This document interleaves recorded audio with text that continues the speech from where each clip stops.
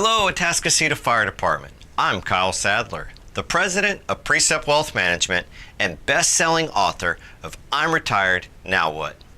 I want to thank you for checking out this video that discusses the Atascocita Fire Department's 457 Deferred Compensation Plan. Before we continue, allow me to take a second to tell you about myself. I may look familiar to you because I'm very active in our community. I lead the disaster relief and community outreach team at our church, First Baptist Humble. I have also spent an 18-year career focused on educating first responders and public educators in our area and assisting them with navigating to and through retirement. My focus today, like every day, is to assist you with your financial decisions. So, let's look at the Atascocita Fire Department's 457 Deferred Compensation Plan. My goal today is to show you how it works, why you need it, and why now is the best time to get started. And now for the first question. How does the 457 Deferred Comp Plan work? Well, I'm glad you asked. Let's take a look. Let's say this is your paycheck. Let's say your paycheck is $1,000 a month. The average American has 20% withheld out of their paycheck for taxes. That's $200 that you'll never see again. You take that, your take-home pay is now $800. Now, you being the studious American you are, you're holding back 10% of gross income for retirement, or $100. That means your spending money for the rest of the month is $700. This is how people traditionally try to save.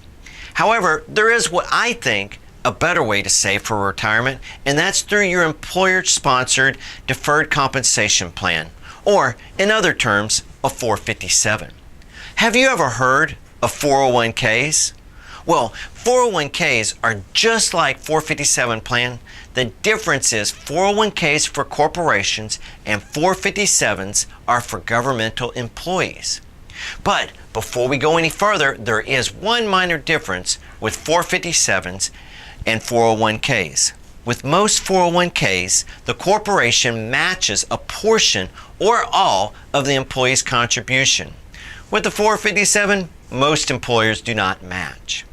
Okay, so let's take a look at the same $1,000 a month, but this time we're going to use a 457 because the IRS says that we can take out the money for retirement before taxes. So we take out that same 10% or $100 before taxes.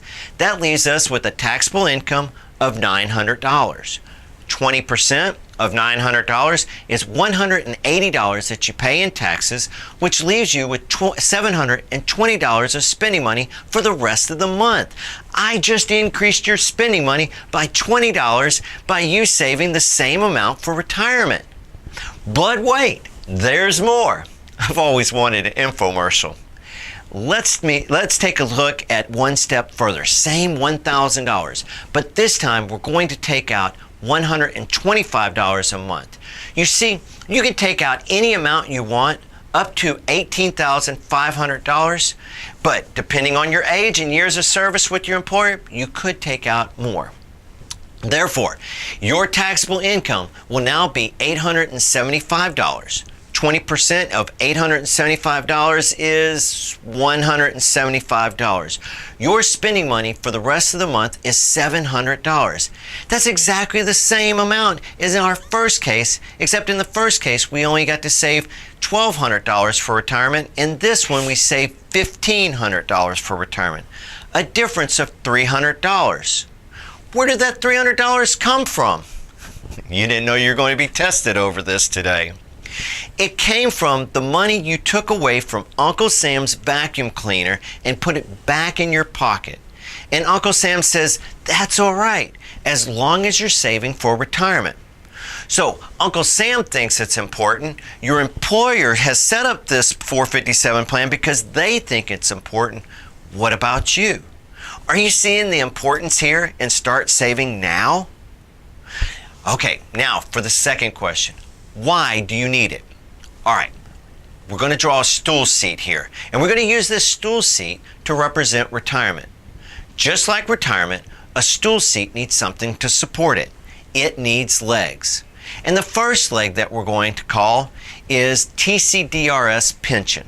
This is your pension plan that you get through the fire department.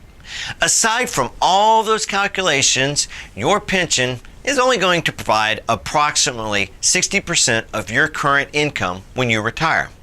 That's not going to support you at retirement, and neither will a one-legged stool be able to stand. So we draw the second leg, and this one everyone always laughs at. We call this one personal savings. This is all of that money that you're saving up on the side to help support you at retirement. Well, see, the first method of savings that we discuss is almost impossible. Okay, let's say you get that $100 bill in your hand and you say, I'm going to take this to the bank and deposit it into my retirement account. Do you have kids? Heck, you can't even get out of the front door without your kids hitting you up for money. So let's say you sneak out the back door. What's in between your house and the bank? That's right, Walmart, the grocery store, the gas station. Heck, by the time you get to the bank, you look at your hand and you go, where did that money go? Granted, personal savings is difficult, but personal savings can also include other retirement plans, inheritance, Social Security. Well, we all know that there's a lot of controversy surrounding Social Security. So what I suggest is that you not bank on Social Security being there. If it's there when you retire, great, that's something extra. Do you have anything else in savings? IRAs? Other savings accounts? Some people will mention for this leg inheritance. Well, let me answer this way. My mom is retired from the public school system. My dad's retired from the state. There ain't going to be an inheritance. But if there is, great, that's something extra. But what I suggest is to not bank on having that inheritance. Because the reason being is circumstances can arise and your parents may not be able to leave an inheritance that is in the size that you're expecting. However, if this is a true concern of yours, I would love to speak to your parents about planning ideas.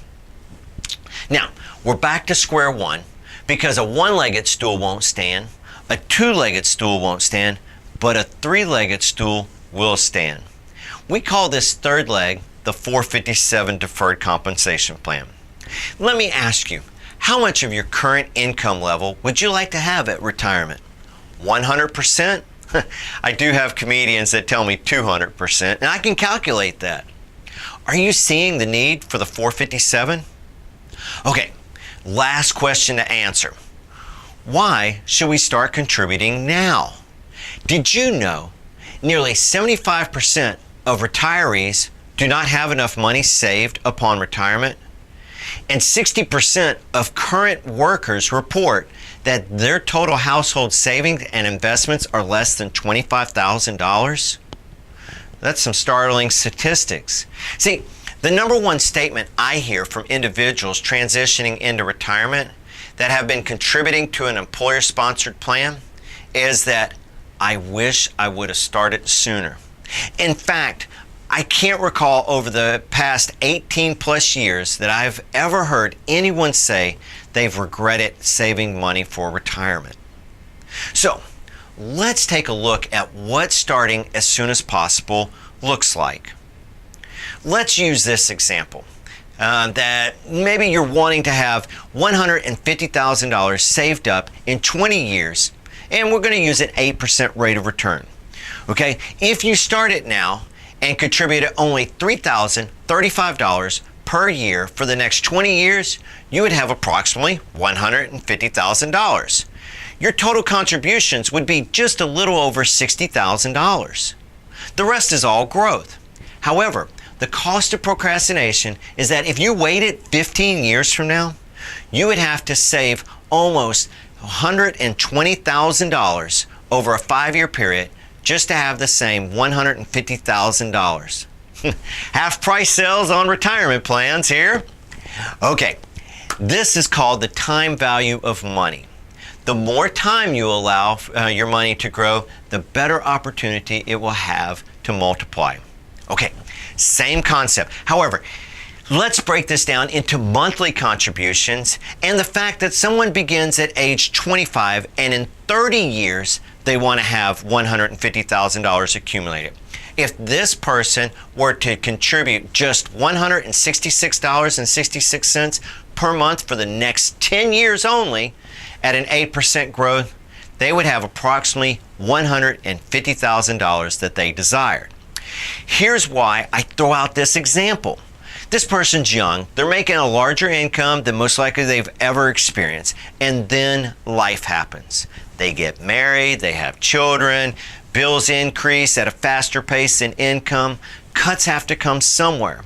Well, this person got started sooner and has the flexibility to discontinue those contributions and still hit their goal. Other interesting aspect. Okay, their total contribution to achieving that $150,000 was just a fraction under $20,000 in contributions. Think about that one. Okay, next step forward. Same goal. However, we let excuses and shiny objects get in our way. And now this person has turned 35 and now is deciding to start saving towards their retirement goal. Now, they would have to save, or they would have to contribute a little over $255 a month for the next 20 years, or a total of $61,207.20. That's 3 times the amount if they were to just started 10 years sooner. But Kyle, I've got this coming up. Or, Kyle, I'm not sure if I'm going to stay with this job.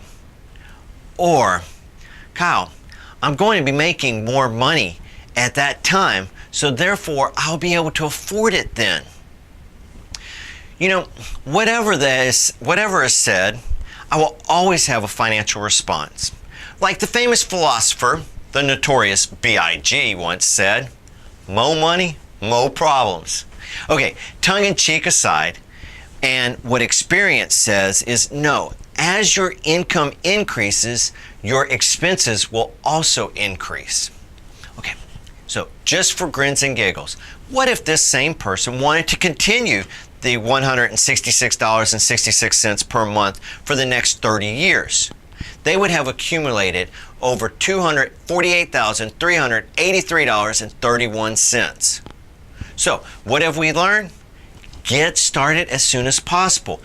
Tell the youth in your fire station to get started as soon as possible. Heck, email this video within the fire department or out to all of your friends. There is no better time than now to get started. It's never too soon, but don't think that it's ever too late. Okay, you work a hectic schedule and we understand. Let us work around your schedule. Please contact me today to set up an appointment to start your enrollment in the 457 Deferred Compensation Plan. In the meantime, and anytime you have any questions or concerns about financial topics, please feel free to contact me. Your job is to serve our community. My job is to serve you. I thank you for your time, and most of all, thank you for your selfless service to our community. May your days be blessed and full of happiness.